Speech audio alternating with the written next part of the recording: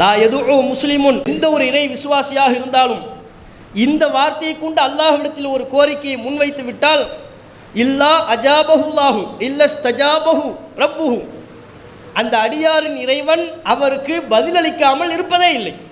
அப்படிப்பட்ட சிறப்பு இந்த வார்த்தைக்கு உண்டு என்று நபிகள் நாயகம் ஸல்லல்லாஹு அலைஹி வஸல்லம் அவங்க சொல்கிறாங்க.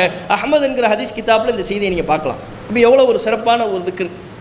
நம்ம பிரார்த்தனைகளின் போது இந்த வாசகத்தை சொல்லி அல்லாஹ்விடத்தில் ஒரு துவா கேட்டால் கூட இந்த வாசகத்துக்குள்ளே வெயிட் என்னவாகும், கண்டிப்பாக நம்முடைய பிரார்த்தனை அங்கீகரிக்கப்படும் என்கிற அளவுக்கு சிறப்பான ஒரு திக்ர், ரொம்ப எளிமையான திக்ர். லா இலாஹ இல்லா அன்த சுப்ஹானக இன்னி குன்து மினல் ஸாலிமீன், அவ்வளவுதான்.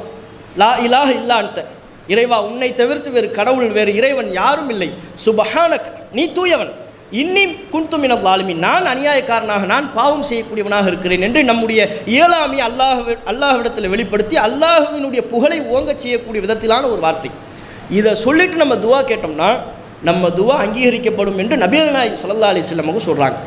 அப்போ பிரார்த்தனையின் மீது நம்பிக்கை உள்ள முஸ்லீம்கள், நமது பிரார்த்தனை அல்லாஹ்விடத்தில் அங்கீகரிக்கப்பட வேண்டும் என்று விரும்பக்கூடிய முஸ்லீம்கள் இதை நம்ம பயன்படுத்தலாம். அது அற்புதமான ஒரு திக்ராக இருக்கிறது.